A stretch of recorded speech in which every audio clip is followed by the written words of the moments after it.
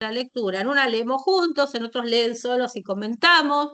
Vamos haciendo diferentes formas, porque queremos de alguna manera también estudiar cuáles son los diferentes públicos, cómo se llega a los diferentes tipos de lectura y cómo podemos hacer eh, para poder interaccionar. Y que en una tarde, milagrosamente, en esta tarde fría de julio, de vacaciones, varias personas, bastantes, estemos acá por esta magia que representa la literatura, reunidas para leer eh, El pecado mortal de Silvina Ocampo, que es un cuento excepcional.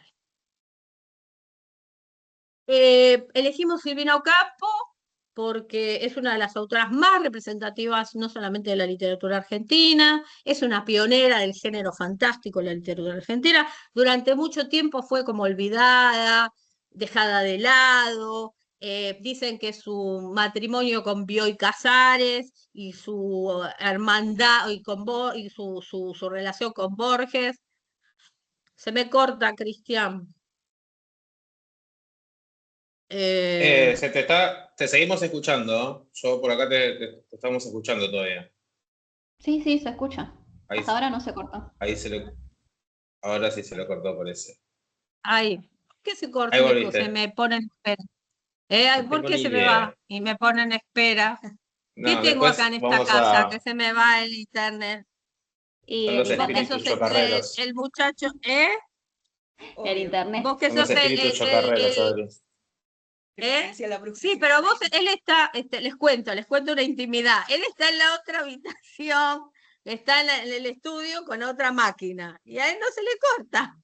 Es que no hay Yo espíritu. estoy en el comedor, acá hay espíritus. Espíritus chocarreros. Acá estoy con Marcela, que es la coordinadora de la carrera, que ahora después también va a exponer ella, y a nosotras se nos corta, y a él no. Bueno, no sé qué, y es la misma casa, ¿eh? No sabemos qué pasa con el internet acá. Bueno, Claro, y es entonces por Será que eso, estamos porque prefiero otra acá. cosa. dos computadoras están consumiendo el mismo internet. Sí, sí. Puede ser. Pasa que yo Ah, les por cuento eso, también puede ser. que a Adri le da bronca eso porque mi computadora es más barata que la de ella, entonces no puedo creer que mi computadora se corte y la de ella no. Bueno, pero vos sos el técnico instalador de acá, de la parte técnica, así que no sé cómo es el asunto. Bueno, Ya no lo les vamos a decía de investigar, lo Silvina, vamos a investigar y lo vamos a resolver. le vamos a investigar, le vamos a investigar. Silvina Ocampo es una de las más importantes escritoras argentinas, es una de las escritoras que ha sido pionera del fantástico en la Argentina, ha sido desechada y dejada de lado, algunos dicen por su relación con su hermana, de Victoria Ocampo, que fue tan brillante, que con la que tuvo siempre malos entendidos, otros dicen que fue por su relación compleja con Bioy Casares o con su relación con Borges. Sin embargo, ha escrito una cantidad de textos, desde poemas, desde relatos, ha ganado todos los premios sabios y por haber, y ha escrito de una manera absolutamente original para la época. Estamos hablando de una escritora que nace en el año 1903. No estamos hablando de una escritora que nació no es Samantha Schweblin o Mariana Enríquez, que nació en el 79, en el 80. Estamos hablando de una escritora que nació en 1903 y que murió en 1993, víctima de un Alzheimer de los últimos 3 años. O sea que rompió moldes, rompió estructuras.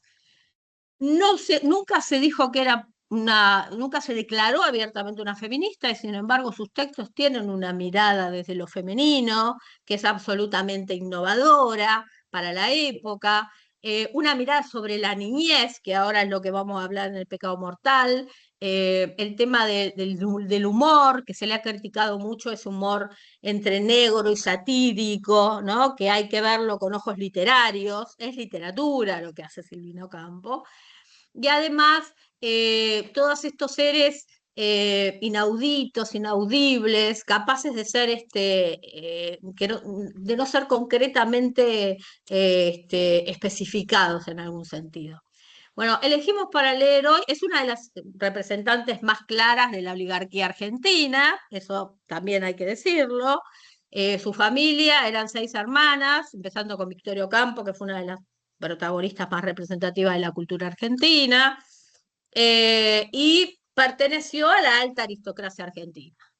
Por lo tanto, tuvo dos institutrices inglesas, una francesa, ellas hablaban más en francés que en castellano, su ritmo de lectura era una lectura que estaba más cerca de lo francés y de lo inglés que ahí se me fue de nuevo. No vamos a poder hacer más. Estás, ¿eh? Ahí se le corta. Bueno, es de la que ha tenido como una tradición más amplia desde lo inglés o desde lo francés que desde lo nacional, y sin embargo es una escritura profundamente nacional, desde su escritura, digamos. Así que bueno, elegimos El pecado mortal para ver toda esta cuestión del tema, de la perversión en la niñez o de la pseudoperversión, de la crítica a las clases aburguesadas, a la clase de la gente de pudiente, a estos niños dejados de lado. Muchos críticos dicen que Silvina, que fue la menor, fue una niña como dejada de lado por sus padres y criada prácticamente por la servidumbre, ¿no? A quien le dedica todo el tiempo una gran cantidad de textos, y aquí aparece, ¿no?, la perversión de este personaje, que es muy cruel y muy cruenta, y su relación directa con la religión. Así que bueno, vamos a leer juntos, así que le cedo la palabra a Cristian, que es quien lo va a leer hoy. Hoy va a leer hoy. Cristian, presentate porque hoy tenemos gente nueva en nuestro... Bueno, me presento. ¿Me escuchan bien? Que me avisan si me están escuchando bien. Les agradeceré. Sí, se escucha. Sí, gracias. Gracias. Bueno, mi nombre es Cristian Franco, soy ex estudiante o egresado de la licenciatura en Lengua y Literatura de la Universidad de La Matanza, y bueno, actualmente también trabajo ahí como profe, y bueno, también trabajo a nivel terciario en profesorados de zona oeste, de Moreno y de Merlo, y bueno, yo soy de Merlo, también del oeste, de acá del conurbano. Bueno, también quería darle la bienvenida, obviamente, a todas y a todos, pero especialmente a quienes se suman hoy, que es su primer encuentro en estas propuestas de taller que venimos haciendo con la universidad. Siempre nos alegra mucho que haya gente nueva, que se sume y que después lo comente a sus colegas, a sus conocidos, a sus amigos, para que se sigan sumando gente y se va armando como toda esta... No vamos a poder así. ¿No se me escucha? A ver. Sí, se te escucha bien. Sí, se escucha. Listo. Te escuchamos perfecto. Listo. El pecado mortal de Silvino Campo.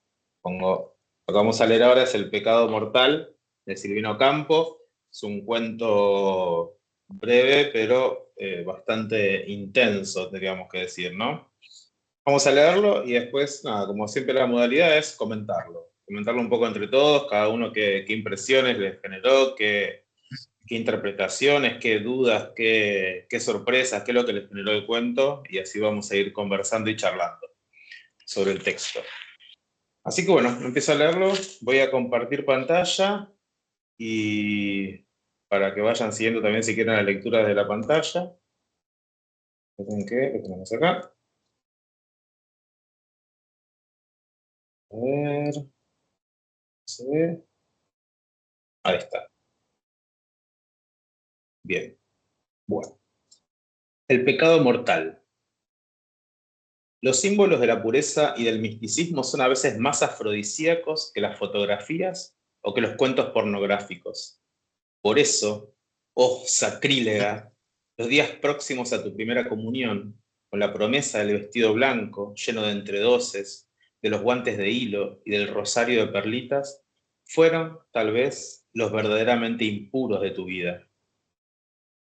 Dios me lo perdone, pues fui, en cierto modo, tu cómplice y tu esclava.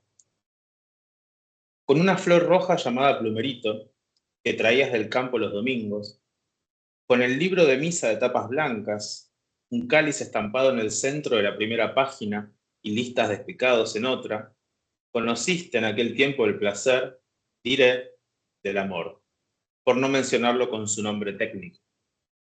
Tampoco tú podrías darle un nombre técnico, pues ni siquiera sabías dónde colocarlo en la lista de pecados que tan aplicadamente estudiabas. Ni siquiera en el catecismo estaba todo previsto ni aclarado.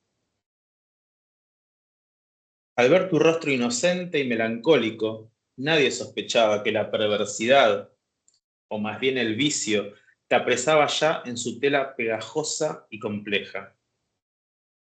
Cuando alguna amiga llegaba para jugar contigo, le relatabas primero, le demostrabas después, la secreta relación que existía entre la flor del plumerito, el libro de misa y tu goce inexplicable.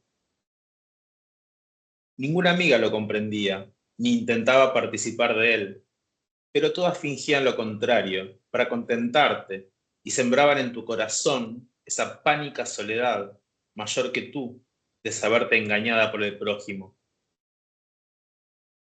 En la enorme casa donde vivías, de cuyas ventanas se divisaba más de una iglesia, más de un almacén, el río con barcos, a veces procesiones de tranvías o de victorias de plaza y el reloj de los ingleses.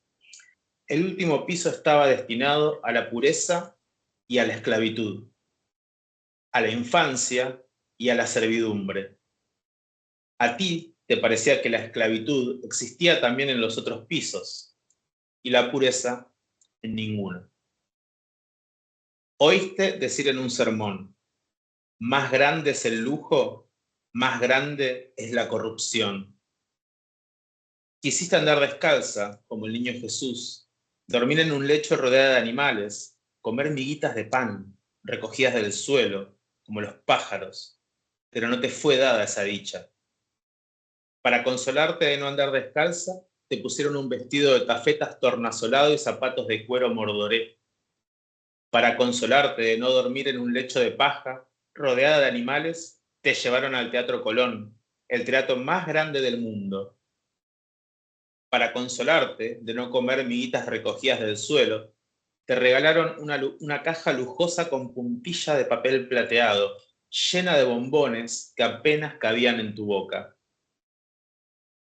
Rara vez las señoras, con tocados de plumas y de pieles, durante el invierno se aventuraban por ese último piso de la casa, cuya superioridad, indiscutible para ti, las atraía en verano, con vestidos ligeros y anteojos de larga vista, en busca de una azotea de donde mirar aeroplanos, un eclipse o simplemente la aparición de Venus. Acariciaban tu cabeza al pasar y exclamaban con voz de falsete, ¡qué lindo pelo! ¡Pero qué lindo pelo! Contiguo al cuarto de juguetes, que era, a la vez, el cuarto de estudio, estaban las letrinas de los hombres. Letrinas que nunca viste sino de lejos, a través de la puerta entreabierta. El primer sirviente, Chango, el hombre de confianza de la casa, que te había puesto de apodo muñeca, se demoraba más que sus compañeros en el recinto. Lo advertiste porque a menudo cruzabas por el corredor para ir al cuarto donde planchaban la ropa, lugar atrayente para ti. Desde ahí no solo se divisaba la entrada vergonzosa, se oía el ruido intestinal de las cañerías que bajaban a los innumerables dormitorios y salas de la casa, donde había vitrinas, un altarcito con vírgenes y una puesta de sol en un cielo raso. En el ascensor, cuando la niñera te llevaba al cuarto de juguetes, repetidas veces viste a Chango que entraba en el recinto vedado, con mirada ladina, el cigarrillo entre los bigotes, pero más veces aún lo viste solo, enajenado, deslumbrado, en distintos lugares de la casa, de pie, arrimándose incesantemente a la punta de cualquier mesa, lujosa o modesta, salvo a la de mármol de la cocina o a la de hierro con lirios de bronce del patio. ¿Qué hará Chango que no viene? Se oían voces agudas, llamándolo. Él tardaba en separarse del mueble. Después, cuando acudía, naturalmente nadie recordaba para qué lo llamaban. Tú lo espiabas. pero él también terminó por espiarte. Lo descubriste el día en que desapareció de tu pupitre la flor de plumerito, que adornó más tarde el ojal de su chaqueta de lustrina. Pocas veces las mujeres de la casa te dejaban sola, pero cuando había fiestas o muertes, te parecían mucho, te encomendaban a Chango. Fiestas y muertes consolidaron esta costumbre que al parecer agradaba a tus padres. Chango es serio, Chango es bueno, mejor que una niñera, decían en coro. Es claro, se entretiene con ella, agregaban. Pero yo sé que una lengua de víbora, de las que nunca faltan, dijo, un hombre es un hombre, pero nada les importa a los señores, con tal de hacer economías. ¡Qué injusticia!, musitaban las ruidosas tías. Los padres de la niña son generosos, tan generosos que pagan un sueldo de institutriz a Chango. Alguien murió, no recuerdo quién. Subía por el hueco del ascensor ese apasionado olor a flores que gasta el aire y las desacredita. La muerte, con numerosos aparatos, llenaba los pisos bajos, subía y bajaba por los ascensores, con cruces, cofres, coronas, palmas y atriles. En el piso alto, bajo la vigilancia de Chango, comías chocolates que él te regaló, jugabas con el pizarrón, con el almacén, con el tren y con la casa de muñecas. Fugaz como el sueño de un relámpago, te visitó tu madre y preguntó a Chango si hacía falta invitar a alguna niñita para jugar contigo. Chango contestó que no convenía, porque entre las dos harían bulla. Un color violeta pasó por sus mejillas. Tu madre te dio un beso y partió. Sonreía, mostrando sus preciosos dientes, feliz por un instante de verte juiciosa en compañía de Chango. Aquel día la cara de Chango estaba más borrosa que de costumbre. En la calle no lo hubiéramos reconocido, ni tú ni yo, aunque tantas veces me lo describiste. De soslayo lo espiabas. Él, habitualmente tan erguido, arqueándose como signos de paréntesis. Ahora se arrimaba a la punta de la mesa y te miraba.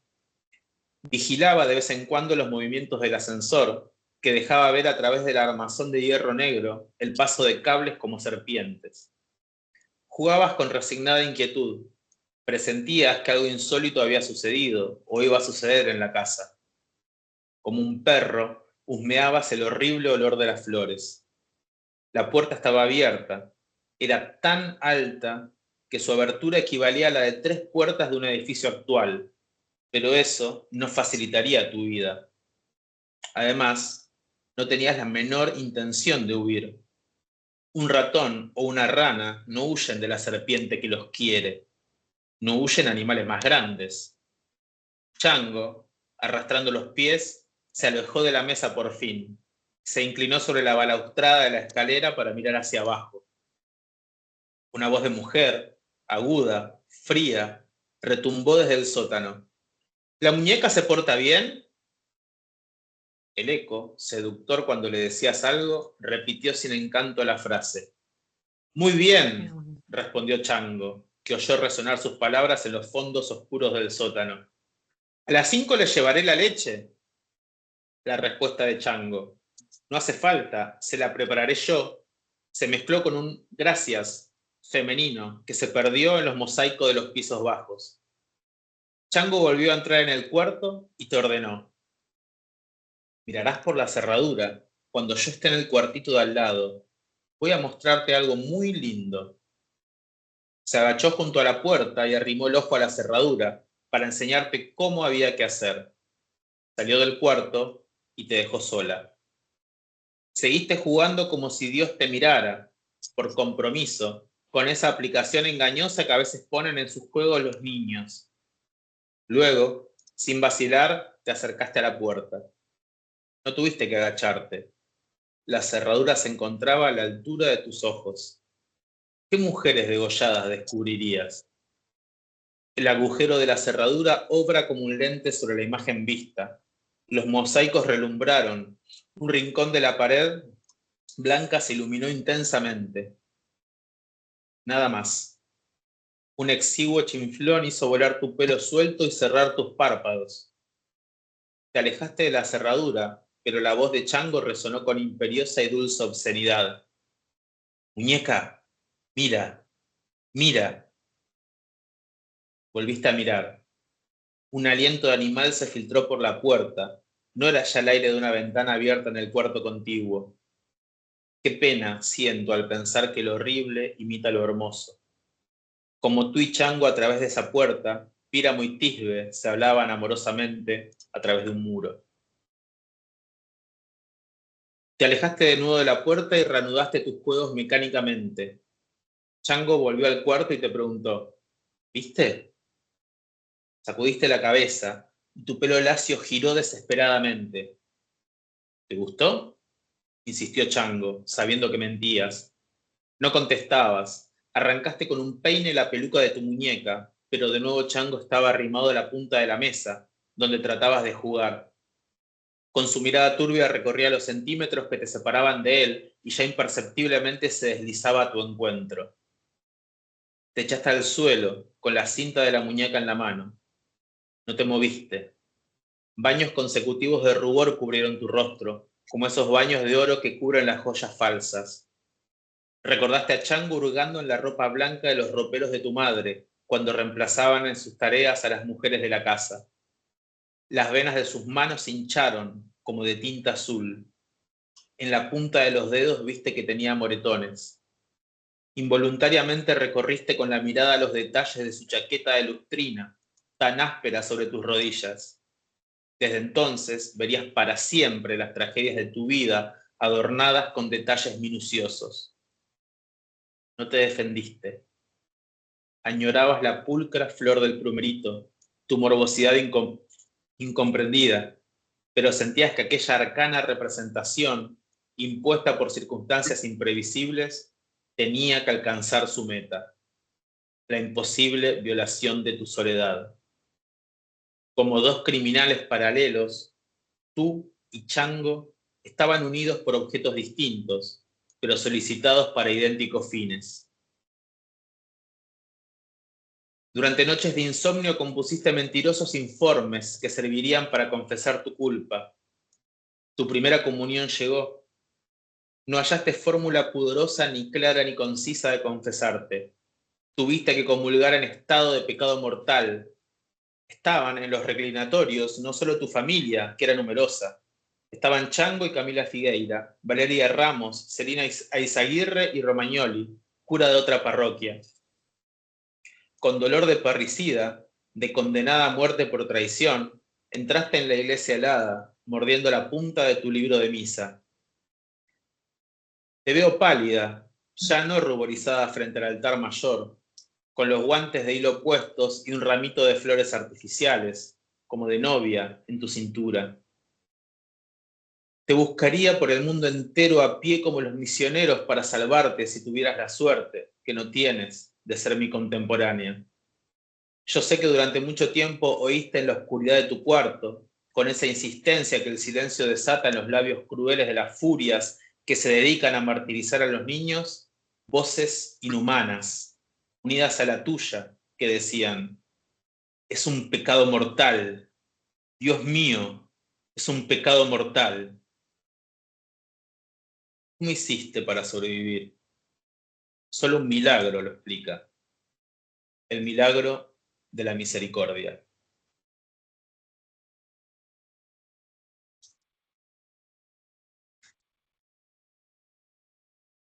Bueno, ahí terminamos de leer El pecado mortal. Espero que se haya escuchado más o menos bien.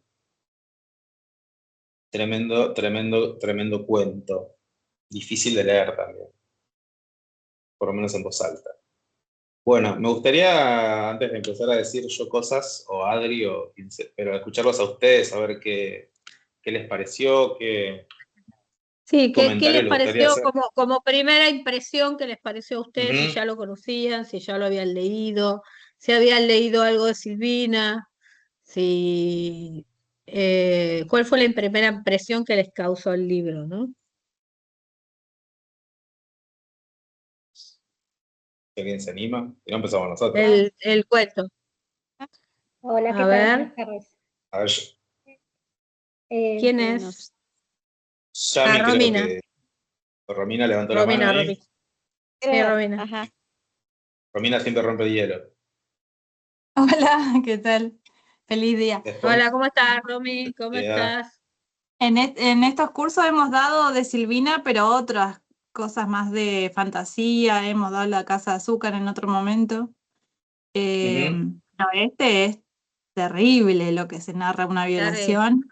Y aparte que la dejan al cuidado de un hombre, eso es lo que como que los padres, cero cuidado con su hija. Se desentienden. Eso es lo que choca y ella sentirse culpable, eso también. Bueno, ahí Lo que- la palabra culpa es clave, ¿no? Bueno, que viene asociada a la palabra pecado, obviamente. Pero sí, buenísimo eso también, pensar en el rol de en los el padres, tema pero bueno, también hay... el tema Sí. religioso que yo no entiendo nada, algunas palabras como que no entiendo qué significa porque no estoy en ese ámbito, no entiendo nada que comulgar, ¿qué es eso? Comulgar es recibir los sacramentos, ¿viste? No sé si fuiste a alguna misa o viste una misa, la hostia y el vino que tiene una copa. Bueno, el momento de comulgar es el momento en que vos recibís la hostia consagrada y en algunos casos también te dan de tomar un Es traguito de como vino. si fuera, se supone que es el cuerpo de Cristo que vos estás Claro, recibiendo. Claro, para y los ella se católicos al hace, menos. Para la el religión católica, ¿no? Obviamente. Ujú. y el narrador que le habla a un tú, que no sé si es ella de Bueno, grande que le habla a la chiquita, ¿será Ahí eso? vamos Es a, duda.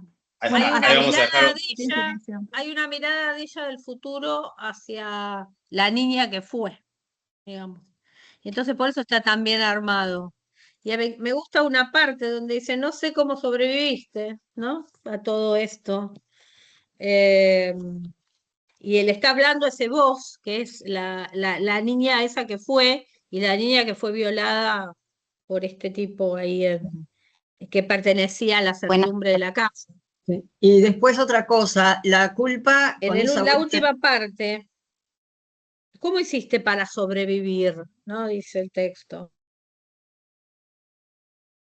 Buenas tardes. Sí, Es ahí la vamos primera. a...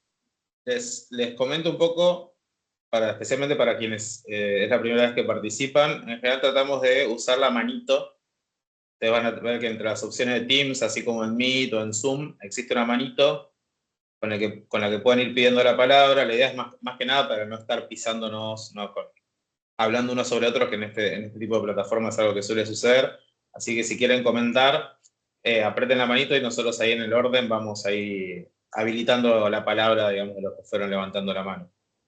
Solamente quería decir dos cosas antes de darle la palabra a Melina, que levantó la mano, después viene Yami, después Ada. Yami tiene el 2, sí, Melina tiene el 1. Sí.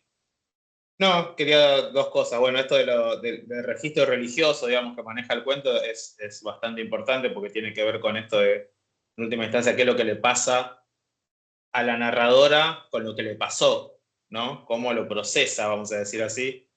Y lo otro importante, diría yo, que tiene que ver con una estructura bastante particular del cuento, es este desdoblamiento, ¿no? Esta narradora adulta, o en principio aparentemente adulta, que le habla de alguna manera, que interpela a la niña que fue. Y además la interpela como casi en presente. Eso es bastante particular en la construcción que hace Ocampo. Por eso también es bastante perturbador eso, ¿no? Que como la adulta culpando, o sea, la narradora adulta culpando de alguna manera a la niña por lo que pasó.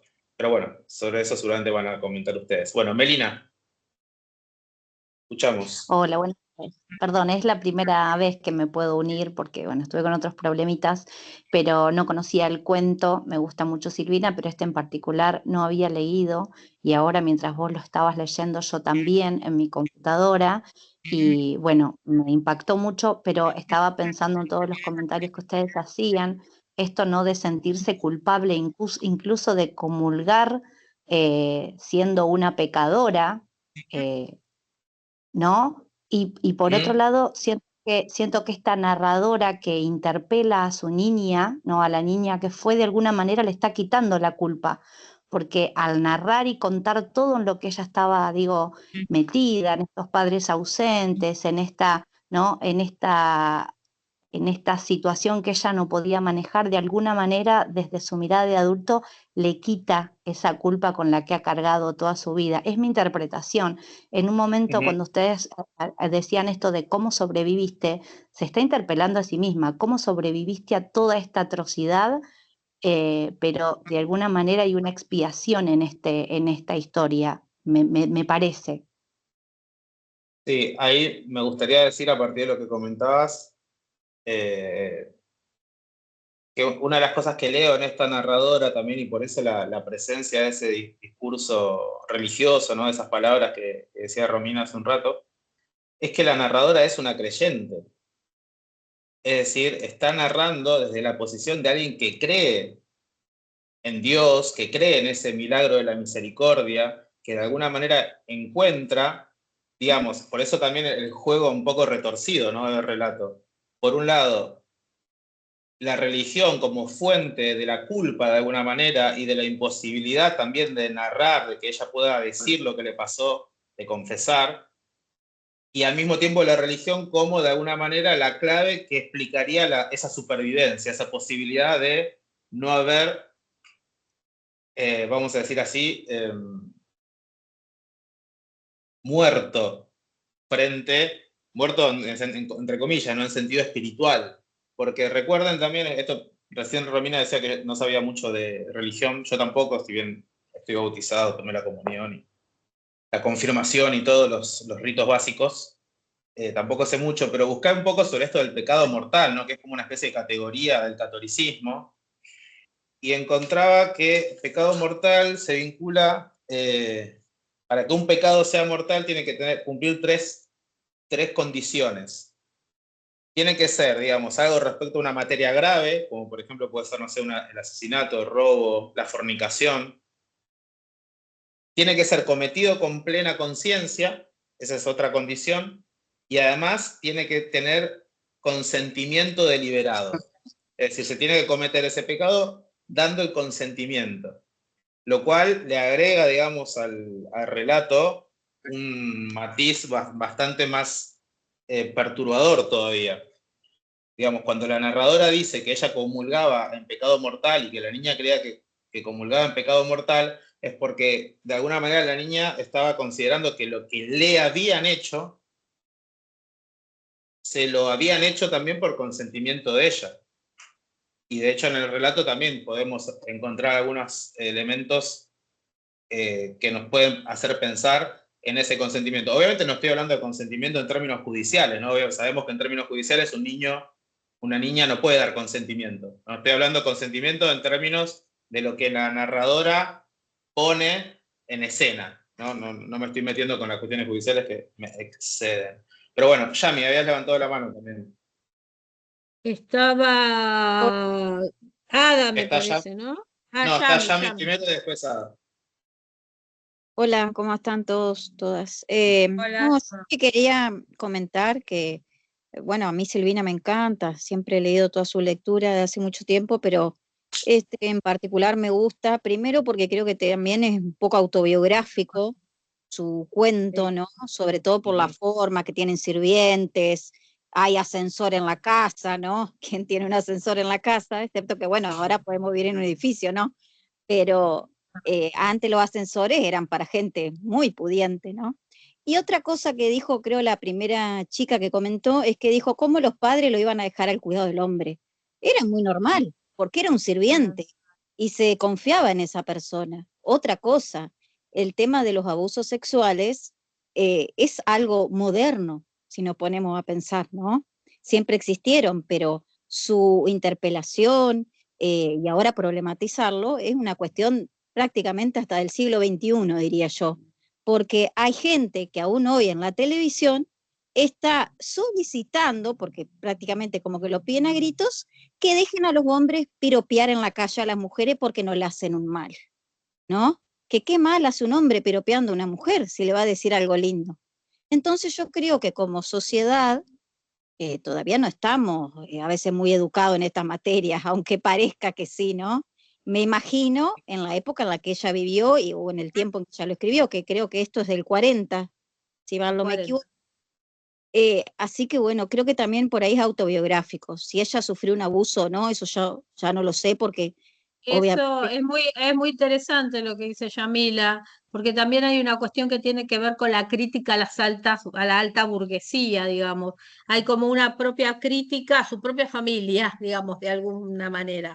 Su propia familia es una de las familias más adineradas y con más prestigio social de toda la sociedad argentina. Ellas vivían en la calle Viamonte, el 550 nacieron, y después, si ustedes no sé si vieron, tienen dos villas, las Villa Ocampo, la Villa Ocampo en Bécar, que es el lugar donde ellas, en San Isidro, donde ellas pasaban sus vacaciones, y la de Mar del Plata.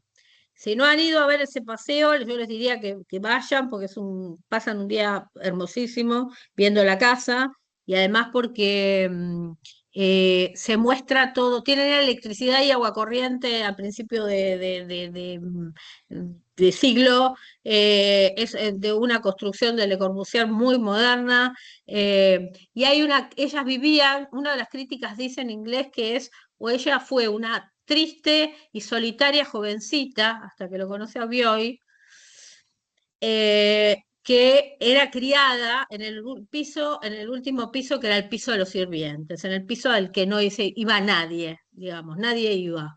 Que no fue lo mismo que le pasó a su hermana, que formó parte de otra generación. Bueno, Sí, y lo perdón, pero que quisiera, no está bien que tenés razón, es más, hay en YouTube un documental que se la escucha con la voz de ella y todo, lo pueden buscar, no me acuerdo cómo se llama, Las Dependencias. Las dependencias, es de Martel, es de Claro, Lucrecia Martel el documental. bueno, no, y la única dos cosas que me gustaría destacar es que con respecto a la religión y el pecado mortal está muy bien escrito porque yo, por ejemplo, que ahora no sé si decirme católica, pero cuando era chica sí, porque me mandaron a hacer todo, la comunión, todo lo que uno piensa que tiene y que exige la religión, yo me acuerdo que eso del pecado mortal lo explicaban y además que antes de vos tomar la hostia, recibir el cuerpo de Jesús, tenías que confesarte con el sacerdote, que era un hombre grande, me acuerdo, el que me tocó a mí, y te encerraban en un cuarto con el tipo, que, que te encerraban, me acuerdo hasta que pusieron llave y todo, y vos tenías que confesarle los pecados a los 8 años, 9, no sé qué pecados podemos tener a esa edad, pero bueno. Entonces, si uno ha sido partícipe de la religión católica, entiende perfectamente hasta adulta que sigue, ¿no?, en la religión y que, claro, la culpa se la echa a la niña, ¿no? Porque Claro. diciendo, ¿cómo hiciste esto si vos sabías muy bien? ¿Por qué no te confesaste? ¿No? Ahí hay un momento que a mí digamos. una de las frases que me encanta del cuento por cómo está construida, ¿no? Y tiene esta habilidad Cristina también para decir y no decir, es cuando casi en el final, digamos, en los párrafos anteriores dice: como dos criminales paralelos, tú y Chango estaban unidos por objetos distintos, pero solicitados para idénticos fines. Claro. Y a mí me fascina esa expresión, dos criminales paralelos, digamos, para la narradora, tanto Chango como ella son criminales. ¿Pero por qué? Porque ¿cuál es el crimen, digamos? Obviamente no está acusando a Chango por la violación. El crimen desde el crimen desde el punto de vista religioso de este pecado mortal es la fornicación. Claro, pero por ejemplo, Ese es el crimen. ella se ve que ella también como que lo quería de alguna manera y hasta mínimamente lo disfrutó, pero ¿por qué en este plano tenemos que traer a Freud, ¿no? Y decir que todo ser humano es sexual. Por más que nosotros tengamos una pulsión sexual, no significa que esa pulsión sea buena o que sea una pulsión que esté en contra de un bienestar mental, ¿no? Porque digo, claro, más allá de lo psicoanalítico, claro, obviamente.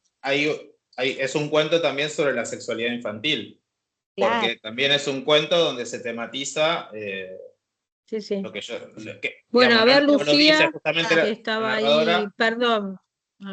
sí, y que habla básicamente de la nena No masturbándose, podemos y estar. masturbándose con cierto, digamos, como mezclando la religión y porque se masturba como sosteniendo ese librito de tapas blancas y usando algo que trae del campo, así que también está la cuestión de la sexualidad infantil muy presente.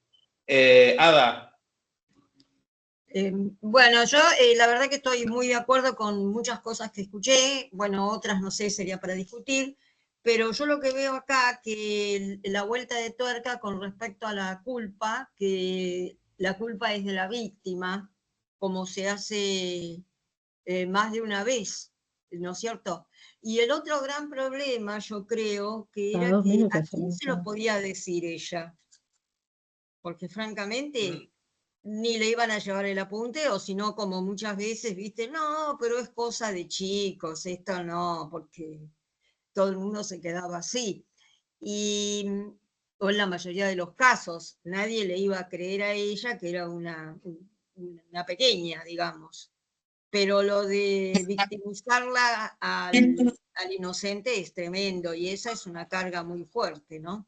Bueno, maravilloso cuento. Ahí, a partir de lo que decís, Ada, me llama la atención también algo que está muy bien construido en el cuento, que es que a la niña, a la protagonista, el único que le habla es Chango. Nadie le habla Sí, a ella. exacto. Y, Sí. y esto se vincula con esto que vos decís, ¿no? ¿A quién se lo va a decir si nadie le habla? Sí, a él se lo iba a decir. No, imposible. Al único que se lo iba a querer, tenía la intención de decírselo, era al cura, digamos, en confesión, pero no encontró Sí, las palabras, no encontraba la forma claro. No, era para terrible. poder Realmente decir. una carga de años. Bueno, yo les voy a agregar esto, que yo este cuento lo había leído hace muchos, muchos años y jamás me pude olvidar. Me quedó, pero grabado en la cabeza. Bueno, Sí. muy, muy lindo. Gracias, Ada. Quería agregar algo que leí en el chat, que Jessica Navarro puso, ¿no? Que al igual el tema del chango se lo cuestiona en el propio cuento porque dice un hombre es un hombre, pero nada les importa a los señores con tal de hacer economías, ¿no? Como que sí, aparece como esa idea de en la boca de una lengua de víbora, como dice la narradora, porque la narradora está como todo el tiempo también justificando de alguna manera lo que hacen los adultos, ¿no? Como entendiéndolos y diciendo, bueno, está bien lo que hacían, y está bien en todo caso que se la dejaran en cuidado a Chango, y no era que era simplemente porque eran unos amarretes, ¿no? Sino porque le tenían mucha confianza y porque creían que Chango era bueno, etcétera, etcétera, etcétera. Entonces como que la narradora también se pone a la defensiva, pero no la defensiva de la niña, sino la defensiva del mundo adulto. Porque ahí también está Yo lo otro, ¿no? creo, Sí. no, creo, Cristian, que lo que hay que poner acá la vara es en el tema de lo social, de la clase social del texto. Uh-huh. No estamos hablando de cualquier familia en cualquier lugar y de gente no adinerada. Hay todo un mecanismo, una dinámica que fluye en la construcción de las estructuras simbólicas de estos personajes de las clases altas argentinas. Y este cuento lo pone lo pone sobre la mesa, digamos.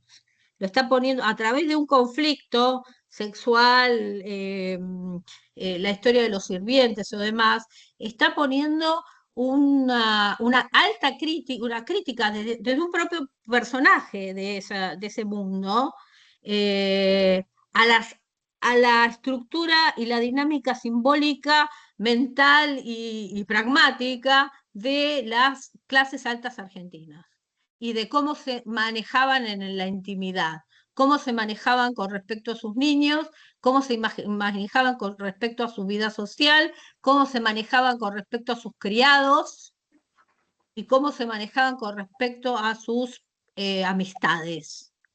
Esto me parece que, además, a partir de un conflicto simbólico, que es el conflicto de este tipo, de este abusador frente a la niña, está puesto sobre la mesa todos esos valores de la clase burguesa argentina y puesto sobre la mesa sobre una perteneciente a esa alta clase, a esa clase burguesa. Por eso podemos considerar una semi-autobiografía. No vamos a hablar de autobiografía porque estamos hablando de literatura, pero es esa mujer del hoy, digamos, del hoy, del presente enunciativo, que le está hablando a esa niña que sufrió eso. ¿Pero por qué lo sufre eso? Porque hay toda una estructura simbólica de la oligarquía de la oligarquía argentina que permite esa posibilidad, o que le da pie a esa posibilidad y que naturaliza esa posibilidad. Eso es lo que me parece que es lo más representativo que tiene el cuento, lo que más me impacta del cuento, más allá de toda la cuestión de la perversión, de la pérdida de la inocencia, de la violación y demás. Es la crítica puntual a esas estructuras simbólicas. A mí me parece interesante en ese sentido, sí, que la no sé crítica... quién sería, pero bueno, necesitaba decirlo de alguna manera. A ver, quería agregar esto ¿Y a quién lo que estaba? decía. Estaba... Yo. Sí. Mira, estaba Lucía. Adriana, estoy totalmente de acuerdo con lo que dijiste. Para mí, este cuento lo que hace es exponer de manera descarnada cómo se manejaban esta clase social con estas construcciones.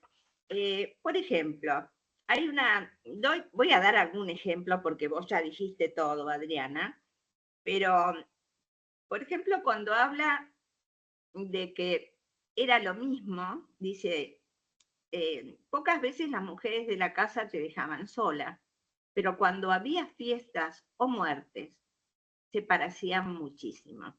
Esto es porque, si alguien leyó, cómo eran los funerales de la alta burguesía, eran fiestas.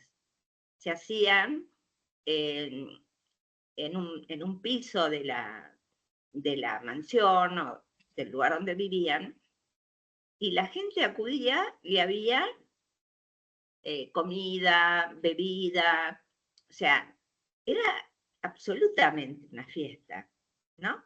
Y por otro lado, ella lo dice todo el tiempo, la muerte es igual a la fiesta. Después cuando dicen esto de que la madre, dice, un color violeta pasó por sus mejillas, ¿no? Que es la entrega absoluta de los padres a esta niña. Una amiga mía que perteneció a esta clase me contaba que ella vivía en una casa con 4 pisos. Los pisos estaban distribuidos, salvo el comedor, por la edad de los niños y sus criadas, ¿no? Entonces, la madre no las veía. Aunque me cambia. Y acá está esto, de la mansión que tiene pisos. Un piso para una cosa, otro. Bueno, y después, algo que me pareció muy interesante es que dejar en manos de Chango el cuidado de una niña, ahí hay una complicidad brutal de la madre, sobre todo, porque Chango, si bien es la única persona con la que ella habla, ¿no? Implica el abandono absoluto de esta niña de clase alta, pero el conflicto que se marca acá también está dado entre la creencia religiosa como un bien, no sé, y la palabra muñeca, eso me encantó, ¿no? El apodo que le pone.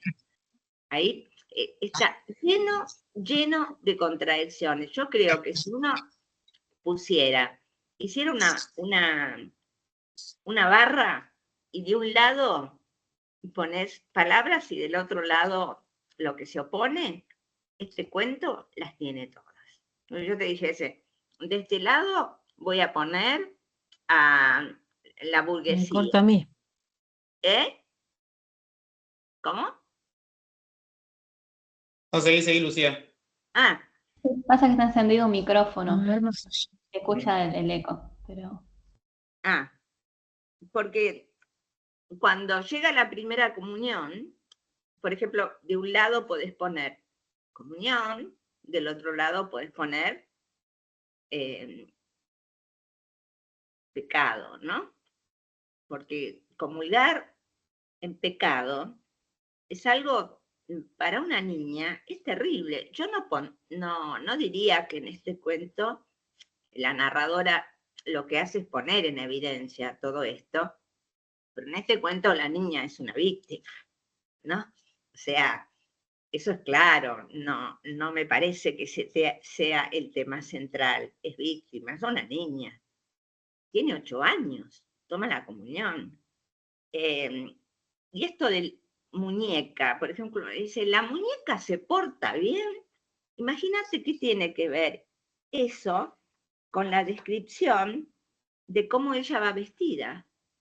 O, no sé, es tan brutal los opuestos que describen a toda esta alta burguesía en este cuento, que para mí habría que hacer una especie de análisis poniendo en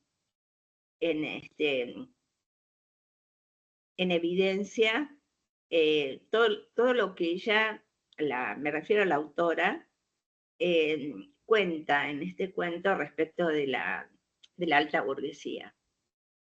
Creo que Habría que... es una crítica feroz, es una crítica feroz a la alta burguesía. Ahí es interesante respecto a esta crítica de lo que dice Lucía, lo que decía Adri, para pensar en la forma que adquiere, ¿no? Porque lo que tiene también de interesante la literatura de Ocampo, en general, es esto de que dice sin decir, Claro. y critica sin criticar. Es decir, no ejerce la narradora la crítica. No. El relato simplemente muestra. Exacto. La crítica, en todo caso, podemos nosotros inferirla de fondo, ¿no? Como una especie de bajo que suena, está esa crítica, pero no hay un dedo acusador de parte de la narradora, sino todo lo contrario, casi como una defensa. Todo lo contrario. Eso me parece fascinante, ¿no? Cómo logra ejercer la crítica desde la defensa, ¿no? Es como muy fascinante como... Cristian, Claro. no es una ironía, eso es una ironía, es un recurso. Sí. Y después pensaba también respecto a esta cuestión de las oposiciones. Sí. Me gusta leer esta idea, ¿no? de lo social, cómo también aparece, ¿no? la palabra servidumbre, la palabra esclavitud. Pero cómo, digamos, en el cuento, esto también es muy ocampiano, digamos, cómo pone toda una serie en realidad de oposiciones en juego, que no es solamente la de clase, no sé, la de clase, no sé, clase alta, clase bajas o clases o oligarcas, trabajadores, que eso está, sino también las oposiciones sexuales, ¿no? Entre hombres y mujeres, y las oposiciones etarias, digamos, de edad, entre adultos y niños. Es decir, todas esas oposiciones juegan al mismo tiempo en la construcción narrativa. Entonces, la crítica social, ¿no? A partir de esta ironía que tiene de fondo el texto, se juega al combinar toda esa serie de mundos que se cruzan en esa casa, ¿no? Se cruzan el mundo de las oposiciones sociales, de clase, se cruza el mundo de las oposiciones sexuales de género, y se cruza el mundo de las oposiciones por edad, ¿no? Entre adultos y niños. Y todo al mismo tiempo, todo combinado, y todo formando una especie de cóctel ahí que, si uno le metemos le metemos la religión, que era justo lo que iba a decir, y eso genera lo que le termina pasando a esta niña en última instancia. Pero bueno, tenemos una Melina con la mano levantada, vamos a darle la palabra. Melina, después está Caro Gaitán,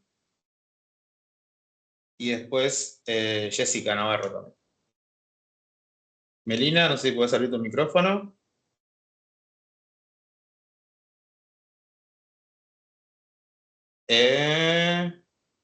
O si no, Jessica. No, perdón, Carito Gaitán, porque Melina no sé si capaz que tiene dificultades para abrirse el micrófono. Te escuchamos, Caro, y cualquier cosa Hay Meli después. dos Melinas hay, ¿no? Claro, pero ahora hay una sola con la mano levantada, por eso no estoy. Hay una bueno. sola. Hay unas. A ver, Caro. No se te escucha, Caro. No te escuchamos. Tenés el micrófono abierto, pero no te escuchamos. Abrí, a ver, se escucha, voy a Ahí levantar está, ahora sí. Sí, Ahora sí. ahora sí. Cortito, sí, el tema de social y burgués está clarísimo para mí también, pero quería decir algo que está en el anteúltimo párrafo del final del cuento, con respecto a la mujer redimiendo de alguna manera a la niña por esa culpa tan grande, no sé, cada uno desde su experiencia, ¿no? Pero donde dice textual, dice, te buscaría por el mundo entero a pie como los misioneros para salvarte si tuvieras la suerte, que no tienes, de ser mi contemporánea. Creo que en esa frase es como que leí yo que la redime, que la disculpa, que la perdona, ¿no? Porque ella durante todo ese tiempo se culpa igual, y se culpa, y se culpa, y se culpa, pero que solo en ese instante, en ese segundo de pensamiento donde dice que, bueno, que ella la acogería y la salvaría, hay una especie de perdón. Eso, nada más. Buenísimo, Caro. Sí. Gracias. Y aparte sería como si dejara de ser la víctima, ¿no? Como en realidad, como si se conformara.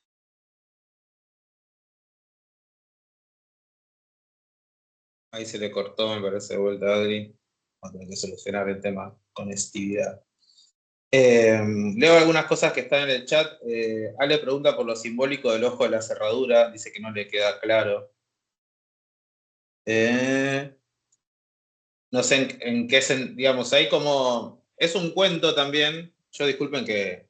Me hizo acordar a Barba Azul a mí, esa parte. Yo decía, perdón que te interrumpo. Sí, Ale. Esto, lo simbólico del ojo de la cerradura. Y acá una de las chicas, Luciana, pone que no le había quedado claro. Yo no sé si yo estoy en lo cierto, pero yo lo que observé, el tema del ojo de la cerradura es típico de espiar, está relacionado digamos, con esa cuestión de espiar. ¿Cómo se llama? El boyerismo. El boyerismo, eso iba a decir. Exactamente eso iba a decir.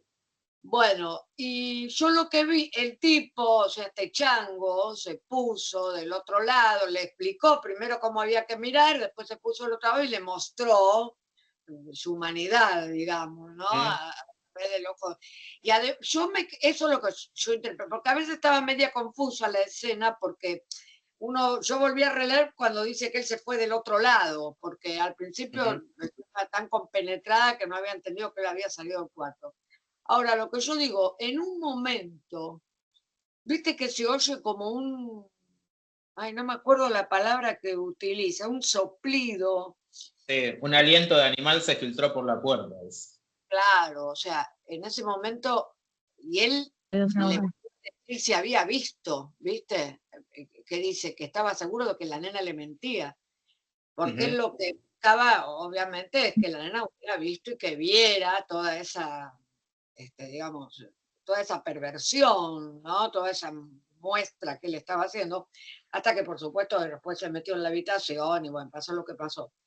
Aparte otra cosa, ¿ustedes vieron que él siempre estaba puesto contra la mesa? Este hombre, eso también, digo yo, eso me llamó la atención, pero no lo podía dilucidar del todo. Él se apoyaba en la mesa como tocando con sus partes íntimas la mesa, apoyando. Yo interpreto eso. Sí, como apoyando la mesa. Dice, en un momento dice arrimándose incesantemente. Ese arrimándose incesantemente es como una especie de movimiento, ¿no? De ir como apoyando sobre las distintas mesas, como masturbándose, básicamente. Es un cuento donde está la masturbación presente todo el tiempo. ¿Quién Yo dijo algo del cuento de Barba Azul, de lo que se ve a través de la cerradura? Yo, ¿Alguien? A ver, Navarro. A ver, Jessica, Jessica, ¿querés comentarlo? Sí, iba a porque me comentar pareció eso. interesante eso. Porque ahí está el tema de que la mujer miraba por la cerradura y del otro lado estaban todas las mujeres muertas, digamos, en el Exacto, cuento de sí. Barba Azul. Las mujeres Y de hecho muertas hay de una Barba parte Azul. ahí. Sí, sí, ¿Qué y hay una mujeres parte muertas que iba a lo dice, que es encontrar? cuando. Y lo dice en el Exacto, texto mujeres también. Hay una degolladas. intertextualidad, y sí, hay una intertextualidad con esa parte del cuento de Barba Azul. Y ¿Qué es lo que también iba a hay. encontrar del otro lado? ¿Cuál es el misterio que iba a encontrar del otro lado? Y hace alusión al cuento de Barba Azul, ¿no? Desde su inocencia. Y del otro lado estaba lo que él le hacía mirar, digamos, en algún sentido. Igual también Bueno, yo lo Eh, interpreté como que hay o sea, como que él ya había hecho eso antes con otras niñas. Entonces, por eso, ¿qué ibas a ver en la cerradura, detrás de la cerradura? puede ser, Y sí. bueno, también hay otra parte que por eso también esta referencia a Barba Azul, que cuando dice que las manos de él tenían las venas azules cuando estaban ujú. haciendo el acto. Sí, y habla de moretones también, que podemos pensar como de un color similar, así que sí. Pensaba también que es ese párrafo donde aparece lo de Barba Azul, esta alusión, me hace acordar también un poco a la fiesta ajena, en el sentido de que la niña, para interpretar lo que está pasando, ¿no? Lo interpreta a partir de sus lecturas, o los cuentos que le hayan contado, ¿no? De alguna manera está insinuando eso. Y después la narradora, ya adulta, hace una referencia, no tan infantil, sino una referencia más a la cultura clásica, ¿no? Con esa historia de Píramo y Tisbe, que también me gusta mucho esa oración cuando dice: qué pena siento al pensar que lo horrible imita lo hermoso. Como tú y Chango a través de esa puerta, Píramo y Tisbe se hablaban amorosamente a través de un muro. No, también es muy, muy bueno ese momento de esa comparación. Y ahí como que también es interesante, y habría que hacer un análisis más minucioso, ¿no? Porque es difícil establecer cuándo ciertas valoraciones o ciertas cuestiones son desde la mirada infantil y cuándo es la mirada de la narradora adulta, ¿no? Porque es un cuento donde esas dos cosas se van como entremezclando y es medio difícil muchas veces ver cuándo la que está, digamos, estamos viendo con los ojos de la niña y cuándo estamos viendo con los ojos de la narradora que narra lo que le pasó a esa niña. Claro, Como yo todo el mira, En tiempo hay... cierta forma, y también con esta comparación, ¿no? De Barba Azul, en cierta forma le está diciendo que es un asesino. Inclusive Puede ser. También. todo el cuento está todo este tema de la muerte. Ujú. Así que. Y es que justamente el pecado mortal, digamos, desde el punto de vista de la narradora, desde el punto de vista de la niña, en última instancia también, al fornicar con ella, con la niña, la está asesinando en términos espirituales, digamos, ¿no?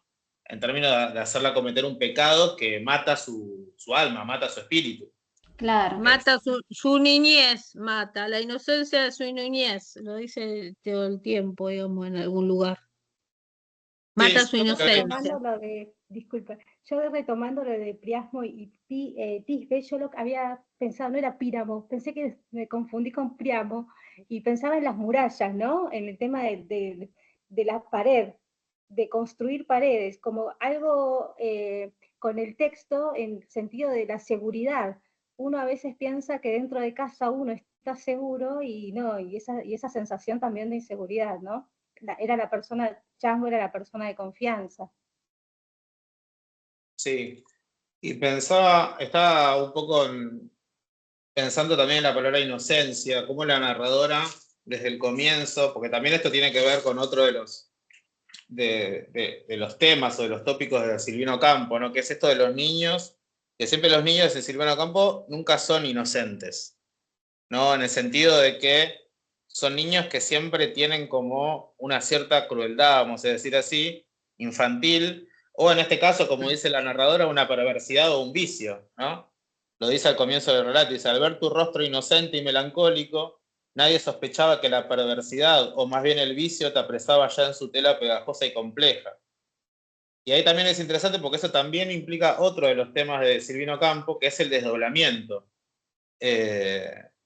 la niña aparece como, o sea, tenemos un desdoblamiento ya en la construcción narrativa de esta narradora adulta que se desdobla y se habla a sí misma como como una otra niña, ¿no? Pero también tenemos el desdoblamiento de una niña que según la narradora, parece inocente, ¿no?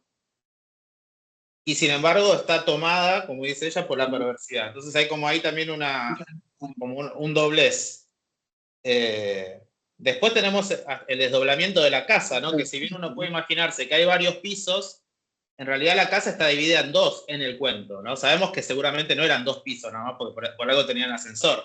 Pero en el relato solamente aparece el último piso, digamos, el piso de arriba, y lo que llama el sótano, ¿no? Como dos lugares, lo alto y lo bajo solamente. Y encima lo alto y lo bajo están como dado vuelta, porque las clases bajas, vamos a decir así, están en lo alto y las clases altas están en lo bajo, ¿no? Como que también esto tiene que ver con las subversiones y las inversiones que le gustan también mucho a Silvino Campo, ¿no? Como que esas oposiciones, dar vuelta las valoraciones y dar vuelta los lugares comunes de ciertas oposiciones. También eso es muy interesante. Y en ese lugar de lo alto, que es el lugar donde viven los criados, es el lugar donde viven los niños también. Entonces hay como una asociación constante de crianza. Ellas saben más de los criados que de lo que saben de sus propios padres. Ellos se crían con sus padres.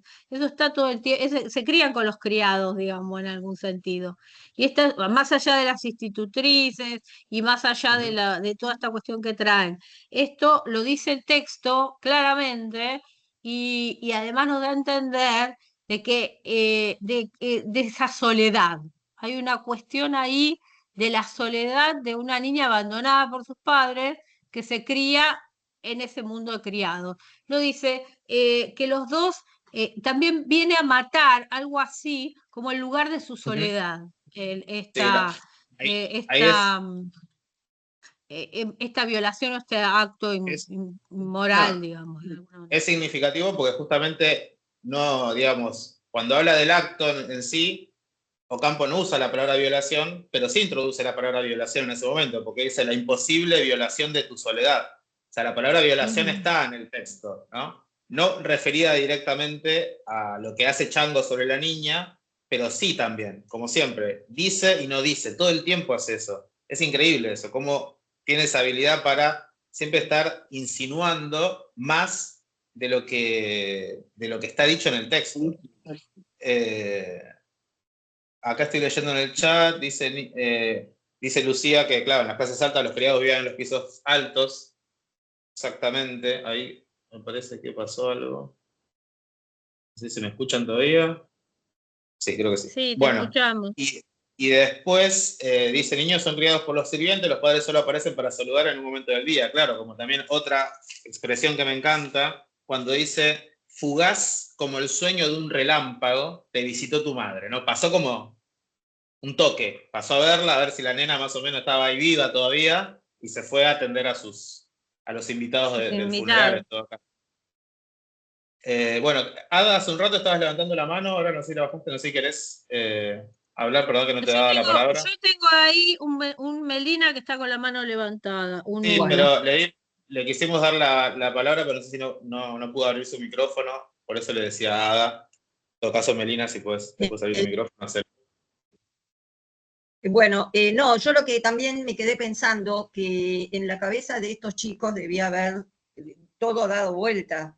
Tampoco podían decidir ellos por cuenta propia qué era lo que estaba bien, qué era lo que estaba mal, etc. El año pasado creo que fui hasta la Quinta Pueyrredón, en San Isidro, y resulta que me encuentro con que una visión con unos espejos, qué sé yo. Y ahí lo que dice el cartelito, que es una habitación que usaban las señoras para cambiarse, arreglarse, etc. Pero resulta que también podían ser vistas desde afuera. Una cosa tremenda. Y todo esto los chicos lo tenían que saber. Entonces, que ahí después se complicaba todo. Porque si los adultos aceptaban o toleraban esa situación, bueno, ¿qué podemos esperar? Y después también me remite a otra historia que no sé si es Vicente Fidel López o Mujica Lainez, que cuentan lo de los palcos bajos enrejados en el Colón, que ahí era para cualquier cosa menos escuchar lo que estaba pasando en el escenario, ¿no? Y esos palcos realmente no los podía pagar cualquiera, ¿no? Que se suponía que era en momentos donde tenían que guardar luto. Bueno, no, nada más que ahí, bueno, ahí es interesante que nombraste el Colón, que es un elemento que aparece, ¿no? Mencionado en el texto del Teatro Colón en oposición a todo digamos, en un párrafo donde hace referencia a que esta niña tenía como la ilusión, de alguna manera, de llevar una vida como Cristo, ¿no? No en esa que también ahí Lucía lo ponía en el chat, esta frase de más grande es el lujo, más grande es la corrupción, había escuchado en un sermón ella, y eso lo había querido llevar a vivir una vida básicamente de privaciones, para decirlo de algún modo, a la manera de Cristo, y sin embargo, bueno, obviamente ocurría todo lo contrario en su familia. Pero en relación un poco vinculado con eso, también pensaba otra cosa que me parece significativa, de vuelta, que se vincula mucho con el universo de otros cuentos de Ocampo, es la cuestión de que, la adultez para Ocampo es una esclavitud. Los adultos son esclavos. No, fíjense que en un momento dice, el último piso estaba destinado a la pureza y a la esclavitud, a la infancia y a la servidumbre. Y más adelante, entre paréntesis, agrega, a ti te parecía que la esclavitud existía también en los otros pisos y la pureza en ninguno. Esa esclavitud que está en los otros pisos es la esclavitud del resto de los adultos, ¿no? Opuesta a la libertad infantil, la libertad del niño, la libertad de quien no está como apresado, si se quiere, en todas esas rejas, ¿no?, morales y demás, que de hecho la niña está empezando a absorber y que entran en contradicción con lo que le está pasando sexualmente. Pero es muy interesante cómo también esa oposición entre la adultez como el momento de la esclavitud y la infancia como el momento de la libertad, se asocia también a la oposición entre naturaleza y cultura. Porque también ahí es muy interesante el segundo párrafo. Porque fíjense, y nada, esto es una subinterpretación, ¿no?, completamente falible seguramente, pero me interesa esto, dice, con una flor roja llamada plumerito que traías del campo los domingos, con el libro de misa de tapas blancas, un cáliz estampado en el centro de la primera página y listas de pecados en otra, conociste en aquel tiempo el placer, diré, del amor, por no mencionarlo con su nombre técnico. Y entonces ahí básicamente está mostrando cuáles eran los instrumentos que esta niña usaba para obtener ese placer. Y los instrumentos, por un lado, es un instrumento de la naturaleza, es esa flor que traía encima del campo, la traía, ¿no? El lugar de, si se quiere, de la no cultura, entre comillas, en términos de cultura letrada y eso, ¿no? Y por otro lado, un libro de misa, pero un libro al fin, es decir, un elemento de la cultura. Juntaba esas dos cosas, no sé exactamente cómo, para obtener ese placer. El problema es que la cultura es lo que termina haciéndole, es provocándole esa culpa hacia ese placer que ella obtenía. Porque esa culpa viene de la cultura, no viene de la naturaleza. La naturaleza permite el placer, pero la cultura hace que ese placer se vuelva un placer culposo, vergonzoso, pecaminoso. Y esa cultura es la cultura de los adultos, obviamente, la que le viene a enseñar que eso que está haciendo de alguna manera está mal, porque hasta ella tampoco entiende del todo por qué está mal, vieron que en ese mismo párrafo dice, ¿no?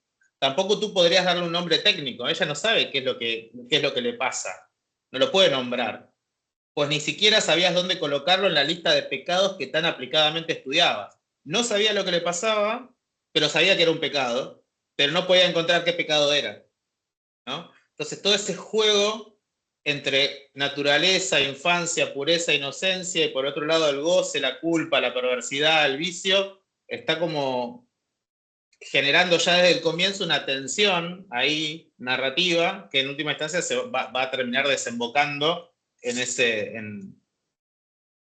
acto, digamos, que comete Chango, criminal contra ella. Pero que solamente de vuelta, también ahí aparece lo otro, ¿no?, que mencionamos hace un rato, de que tampoco lo puede no tiene palabras, es una niña, digamos, no tiene las palabras para poder decir y confesar. Pero a mí también me llama la atención cómo lo dice la narradora, ¿no? Dice, no hallaste fórmula pudorosa, ni clara, ni concisa de confesarte. Y esa idea de que no solamente está buscando las palabras, sino también está buscando la forma, porque no dice no encontraste las palabras, sino dice no encontraste una fórmula pudorosa, es decir, que no mencione las cosas directamente, que es lo que hace en el cuento, ni clara ni concisa, que es de alguna manera lo que logra Silvino Campo en el cuento, digamos. Esa forma que la niña no pudo encontrar es lo que encuentra la narradora adulta. Encuentra la forma de hablar de eso de una forma pudorosa, de una forma clara, hasta cierto punto, y de una forma concisa, no es un cuentito de 4 páginas. Entonces también ahí me llama la atención cómo de alguna manera el cuento habla sobre el problema de la forma, y no habla solamente sobre el problema, sino que muestra la resolución a ese problema que tenía esa niña. Es como muy... es un cuento que como te lo pones a excavar, empieza a hablar de un montón de cosas al mismo tiempo. Eso es lo fascinante que tiene Ocampo. En una concentración de unas pocas páginas, pone en tensión un poco lo que decía Lucía también antes, ¿no? De esta serie de oposiciones, y las combina de una manera muy sutil, que cuando te empezás a detener palabra por palabra, ves cómo empieza a salir hilos para todos lados, los que puedes empezar a tirar para interpretar. No cualquiera hace eso, realmente. Quería mencionar por último, pero quería hacer otra mención en función de esto de los desdoblamientos, que también es muy significativo, porque también es un tema de Silvino Campo, la cuestión de la mentira, de la ficción, de la representación. Por algo menciona el teatro, ¿no? El Teatro Colón. Por algo también dice, fíjense, al comienzo, dice, cuando venían las amigas, ¿no? Dice, cuando alguna amiga llegaba para jugar contigo, le relatabas primero, le mostrabas después la secreta relación que existía entre la flor del plumerito, el libro de misa y tu goce inexplicable. Ninguna amiga lo comprendía ni intentaba participar de él, pero todas fingían lo contrario. Fingir también es una forma de desdoblamiento, porque fingir es querer hacer parecer que uno piensa, siente o cree en algo y en realidad no lo hace. Es una forma de montar un simulacro, digamos. Una de las palabras clave que podemos pensar para pensar también la literatura de Silvino Campo creo que es la palabra simulacro. Los simulacros que hacemos para hacer que parece algo que en realidad no hacemos. Esperen que acá me están invadiendo mi espacio. Es que se cortó. ¿Se cortó directamente? Sí. Bueno, estamos acá entonces todos juntos. No, Dale. dos cositas. Dale, ahí te terminó esto, Marce, te doy la palabra de Luis acá. Comentás. Después aparecía también otra idea, otra palabra que me parece significativa en este sentido, ¿no? De fingir o de simulacro, la palabra representación. Dice, cuando relata ese momento de la violación, dice, añorabas la pulcra flor del plumerito, tu morbosidad incomprendida, pero sentías que aquella arcana representación, impuesta por circunstancias impredecibles, tenía que alcanzar su meta, la imposible violación de tu soledad.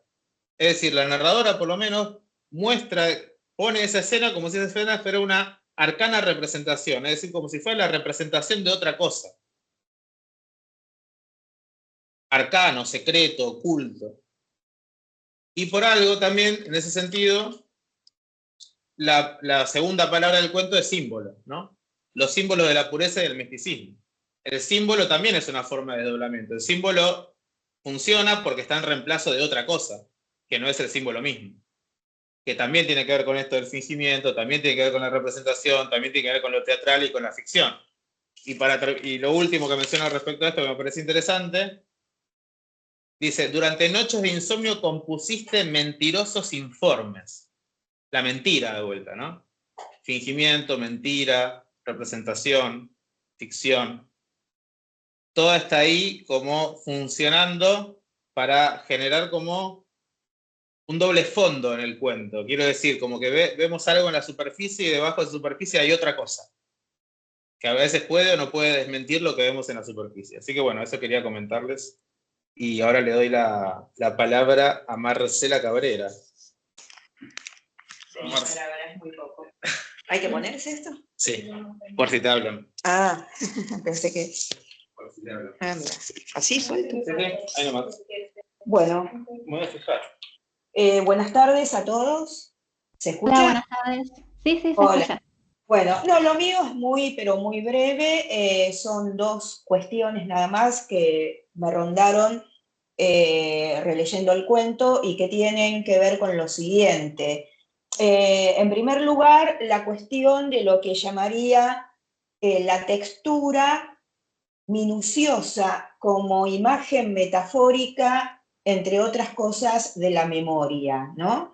La memoria de la anunciadora o de la narradora está hecha de esas minucias y por lo tanto de esas texturas. La memoria es justamente para ella o en ella la memoria de una textura y además de una textura detallada o minuciosa, como por ejemplo la de la chaqueta de chango, cuando ella la siente contra las rodillas. Habría que, en todo caso, profundizar en esa cuestión de la memoria, ¿no? Por ejemplo, podríamos preguntarnos en ese sentido de qué otras maneras la memoria en este relato se metaforiza. Eso por un lado. Por otro lado, me quedé pensando en algo que se reitera en el texto, que es la imagen de las flores.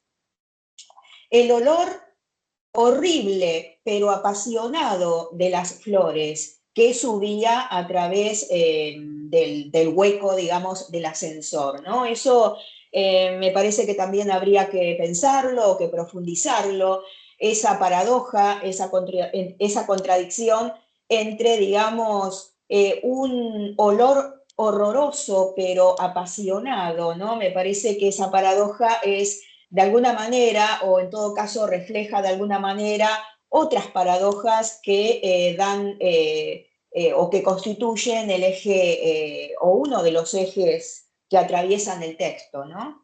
Y por último, lo que quería de alguna manera señalar es algo que ustedes mencionaron, que es el tema de la interpelación. Es evidente que el texto está construido como una interpelación, ¿no? Y se me ocurre pensar, o se me ocurrió pensar que tal vez esa interpelación construida sobre la base de una voz, que o lógicamente, como se señaló hoy, puede ser la voz de la misma niña ya adulta, pueda también en ese sentido ser entendida o ser interpretada como, bueno, esa interpelación que la niña no tuvo, que no tuvo nunca, ¿no? De pronto, bueno, ella ella sobrevivió sobre la base de una interpelación, tal vez la interpelación... Hola, sí, escucho. ¿Alguien dijo algo?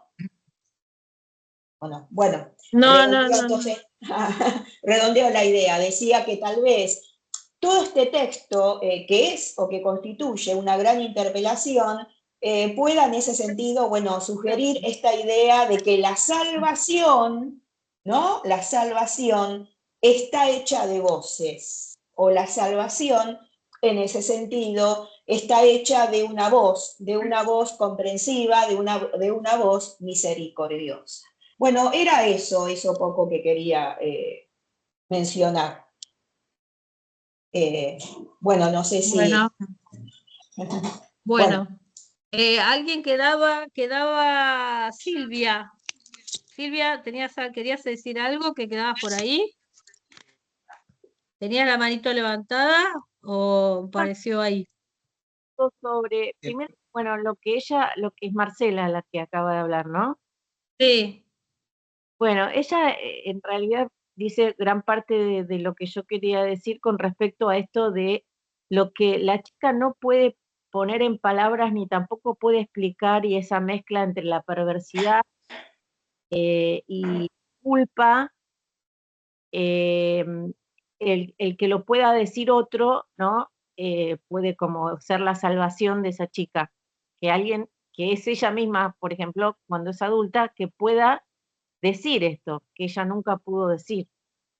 Pero esto de que la vea, o sea, de que a veces la pone como si con esa imagen de inocente, pero que a la vez hay perversidad en vos, ¿no? Es lo que siente la chica para mí, no es la realidad, porque la chica se le rompe la inocencia y a partir de eso, ¿qué podemos decir?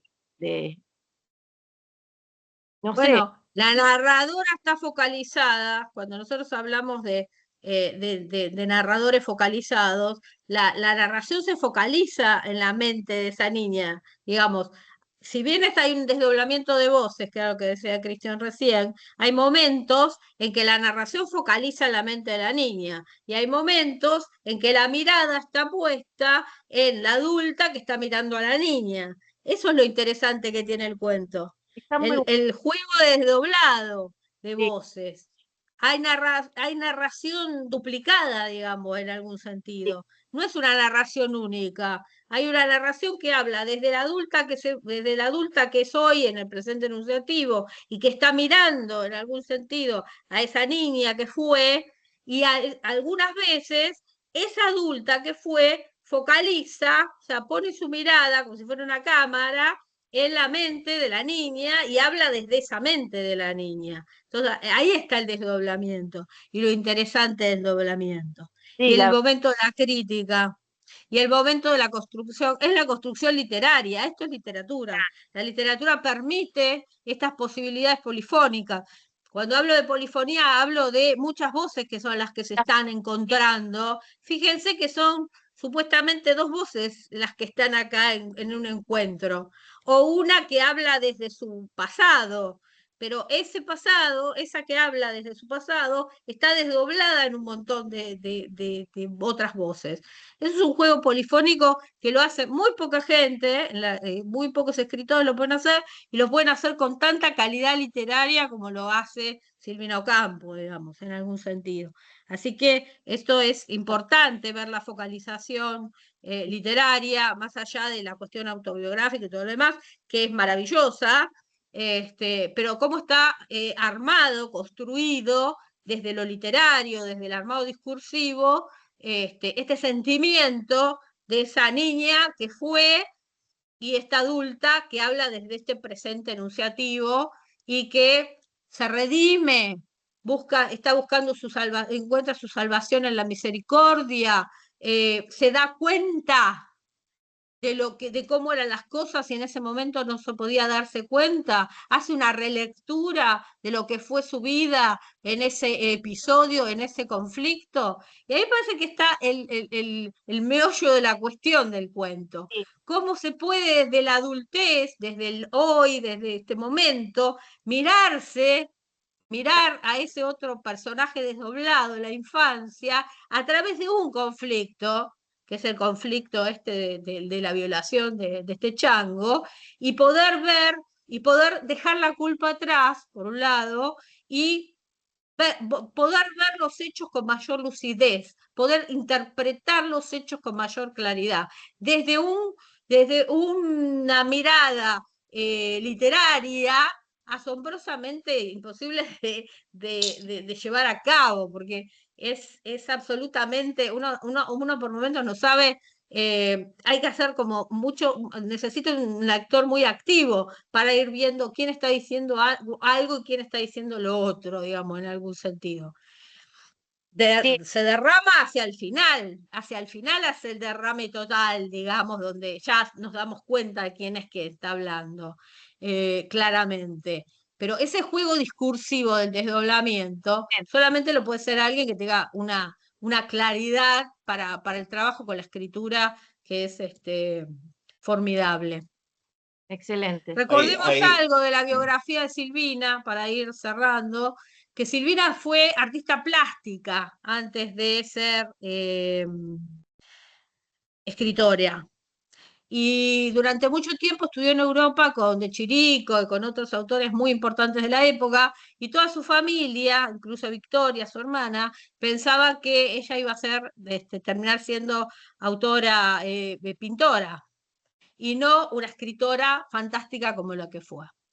Su obra se reedita y ahí, años después, y es ahí donde empieza a aparecer toda esta gama, este complejo, porque nadie había tenido, si bien ella había participado en la revista Sur, no había tenido un reconocimiento, que el reconocimiento prácticamente lo tuvo, casi fue muerta, digamos, ¿no? Donde las nuevas generaciones, un poco lo que pasa con Sara Gallardo también, que después lo vamos a leer también, o lo que pasó con Aurora Venturini, ni hablar, las nuevas generaciones la retoman, la reorganizan su escritura, pero por otro lado le dan ese carácter literario, le dan ese mérito literario que no lo había tenido hasta ese momento. Y otra de las cositas, y después le doy a Cristian para el cierre, es que lean La hermana menor, que es un texto de una especie de perfil autobiográfico con cierto carácter literario, que escribe Mariana Enríquez sobre la biografía de Silvina Ocampo. Está muy bien escrito, habla de todas sus cuestiones personales, de la relación compleja con Bioy, de su relación compleja con la adopción de una hija extramatrimonial de Bioy, es decir, pero está muy bien trabajado. Se llama La hermana menor, y lo escribió Mariana Enríquez, que es una de las autoras más importantes en este momento, que tiene más venta, más popularidad, y de la cual vamos a hacer un seminario para trabajar. Creo que está Cecilia acá, que es una de las que va a hacer este seminario, para agosto. No sé si quedó claro esto. Cristian, vos querías hacer el cierre, así repasamos un poco agosto y ya vamos cerrando. Comentamos. Bien, buenísimo, Adri. Nada, síganle, es un cuento para seguir leyendo y releyendo, y nada, seguir encontrándole más cosas. Creo que cada vez que uno más lo lee, creo que va a haber más cosas perturbadoras para seguir encontrando. Es muy bueno el texto, realmente es zarpada, además Silvina. nos vamos a ir encontrando con otros cuentos donde hay algunos más humor, la ironía, el sarcasmo, la percepción del mundo de lo real. Quizás para los que no leyeron todavía a Silvina, este fue su primera aproximación. Digamos, este es un cuento particularmente terrible, pero igualmente ella tiene otros cuentos que también son terribles. O sea, los cuentos, pero también, como dice Adri, tiene otros cuentos donde hay más humor, otros cuentos donde hay más componentes fantásticos. El otro cuento que tenían ustedes en la carpeta, en el documento, que es La casa de azúcar, también es un cuento muy interesante, que no tiene tanto de terrible, es un cuento más sobre los celos, vamos a decir así, simplificándolo mucho, y que, bueno, también es muy interesante pensar ese cuento a partir de algunas cosas que hablamos hoy, que tienen que ver con el desdoblamiento, los simulacros y esas cosas que eran muy caras a Silvina. Pero bueno, para cerrar, primero que nada, obviamente agradecerles como siempre la participación, el estar acá. Fuimos creo que 40 y pico de participantes. La verdad que es increíble que nos sigamos juntando a charlar sobre literatura, que se sume gente nueva. Les agradecemos, y obviamente les agradecemos allá a las, vamos a llamarlas, el elenco estable de estos talleres, como los que veo acá, como Carito. Nuestra comunidad, la comunidad Lucía, que vamos armando los distintos sábados. Sí, Silvia, bueno, Ale, bueno, Ceci Borja también, que es parte del equipo, bueno, un montón de gente. Ceci Borja, que viene todo nuestro club y está todo el tiempo. Bueno, les agradecemos realmente, y bueno, les comento sintéticamente, agosto, una pregunta. En el chat. Ah, sí, Ada, te escuchamos. Sí, la pregunta mía es la siguiente. ¿Toda esta información ustedes la envían por mail? Primera pregunta. Sí. Segunda, si queremos participar, ¿nos tenemos que anotar? ¿Cómo es esa modalidad? Sí, ahí cuento todo entonces, también en general para los otros espacios. A ver. Esto, como yo estoy poniendo ahora el mail que usamos, o uno de los mails que usamos, que es clubdelecturaunlam@gmail.com, ahí lo puse en el chat. Pueden encontrar lo pueden encontrar, pueden mandar un mail ahí para que les llegue, para que nosotros lo agreguemos a nuestra lista de mail y les llegue la información. Además de eso, como nosotros estamos trabajando este año en conjunto con la biblioteca, para los distintos talleres hay formularios de inscripción, porque desde la biblioteca y nosotros también necesitamos hacer como un seguimiento de qué talleres, qué personas se están inscribiendo en los talleres y demás. Entonces, en agosto nosotros vamos a tener club de lectura el primer sábado de agosto. El día 3 de agosto a las 18 horas, y vamos a trabajar una novela muy nueva, que está por ganar el premio Hernández, finalista del premio Hernández, de una escritora muy nueva, que se llama Camila Fabri, y el cuento se llama La Reina del Baile. La Reina del Baile. Sí, y léanla porque ya vinimos leyendo Dolores Reyes, vinimos leyendo otras autoras, vinimos leyendo autoras, pero es otro tipo de escritura. Y a mí lo que me interesa en el Club de Lectura, y creo que nos interesa a los que conformamos el Club de Lectura, es ir leyendo diferentes variantes de escritura, para ver cómo la nueva literatura, que es lo que se está publicando ahora en la Argentina, las mujeres que están publicando ahora en la Argentina, escriben desde distintas ópticas, escriben desde distintos modos discursivos, escriben desde distintas formas de discursividad. Entonces eso es lo que vamos experimentando. Y después vamos encontrando paralelismos, vamos encontrando formas que nos gusten, vamos encontrando formas que no nos gustan, vamos encontrando predilecciones. Pero por eso las invito a, si nosotros tenemos un amplio panorama de autoras leídas, podemos ir haciendo algunas comparaciones. Así que los espero, es el 3 de agosto a las 18 horas, que va a ser nuestro cuarto club de lectura, nuestro cuarto encuentro del club de lectura de este año. Esto para este año. Bueno, seguimos. ¿Eso quedó claro? ¿Eso quedó claro? Club de lectura, 3 de agosto, 18 horas. La Reina del Baile, Camila Fabri. Quienes ya les llegan los mails y demás, ya deben tener la carpeta de Drive del club. Es una carpeta de Drive donde todos los textos que se van leyendo se suben a la misma carpeta, así que siempre es el mismo enlace. Ya tienen todo el texto de Camila Fabri, obviamente ya está ahí. Cristina contaba en el chat que ya está por la página 50, así que hay ya gente que lo está leyendo. Así que igual, de todas formas, hay gente que ya está anotada, porque se anotaron como tres cuentos juntos. Pero la gente nueva, la que se tiene que anotar, digamos. Claro, después yo voy a mandar un mail. Voy a mandar otro mail para la gente nueva que no se haya anotado en el club de lectura, que se anote para que lo tengamos también ahí. Después, en agosto, por favor. Ahí Luciana también pregunta. No, y por favor con el link del Drive, por si acaso. Dale, sí. Ustedes de todas maneras tengan en cuenta que eso lo voy a mandar a la lista de mail que nosotros tenemos. Si ustedes no están en esa lista de mail, repito el mail, escriban a clubdelecturaunlam@gmail.com para que los agreguemos a esa lista y les llegue toda la info. Después. Entendido. A mí me contactó la directora de la biblioteca, pero por si acaso vuelvo a reenviarlo. Sí, escribinos, así te agregamos a la lista de correo.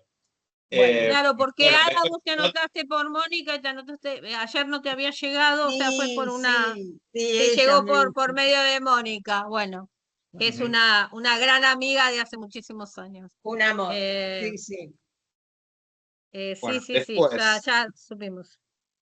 Después tenemos el taller sobre los cuentos, sobre algunos cuentos de Schweblin y Enríquez, que van a ser tres encuentros, que ya les digo las fechas, igual después, como siempre, les va a llegar toda esta información, obviamente, que van a ser en agosto, los sábados, acá lo tengo el documento,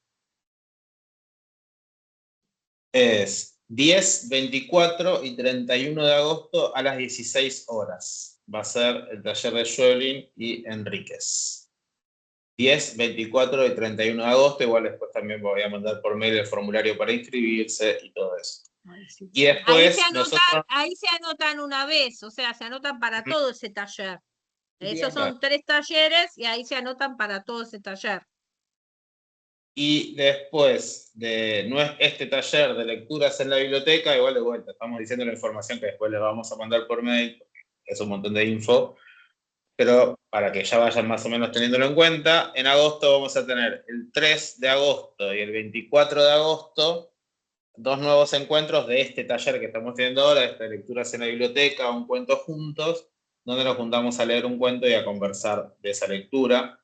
Y les adelanto, las autoras que vamos a trabajar en agosto van a ser Alfonsina Storni y Eve Uart. Después ya les va a llegar también la info de en qué encuentro vamos a trabajar con quién y los textos y todo. Y eso ¿El del vamos 24 va a ser el mismo horario que el de Schembling y Enríquez? No, el 24 va a ser a las 18. Las 18. Ah, listo. Está todo planificado, todo pensado. Con una computadora que conseguimos en la NASA, estamos planificando los horarios y los cronogramas. El próximo taller, que va a ser el 3 a las 16 horas, de cuentos, un cuento juntos, como hicimos hoy, vamos a leer la parte narrativa, vamos a leer un cuento que se llama Madre de Alfonsina Storni. Vamos a leer la parte narrativa de Alfonsina Storni, que es muy interesante y que no está muy difundida, y bueno, queremos ponerla a funcionar, a ver cómo nos funciona. Vamos a trabajar un cuento que se llama Madre, que está en una antología de cuentos clásicos argentinos. Vamos a trabajar toda la parte narrativa de Alfonsina. Y después el otro encuentro, que es el 24, vamos a trabajar un cuentito de Eve Ujar, que se llama Maestrita. Maestrita. Tengo una consulta. No sé si aluciné o leí muy rápido.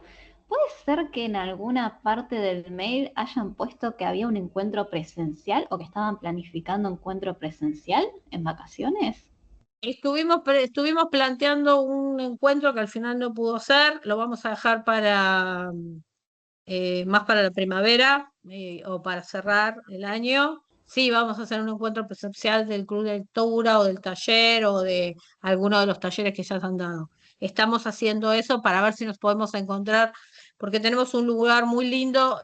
Sería un encuentro híbrido, porque tenemos para hacerlo presencialmente. La biblioteca es muy linda, la biblioteca de la universidad, y tiene un salón muy bonito. Y además, para la gente que no puede llegar porque está muy lejos, estaríamos tratar de hacerlo híbrido para que podamos participar todos. Y ahí vamos a hacer como un resumen, un encuentro general de todo lo que venimos trabajando durante el año. Pero decidimos dejarlo porque ahora estábamos con poco tiempo y muchas actividades para más adelante, para octubre, más o menos, una cosa así.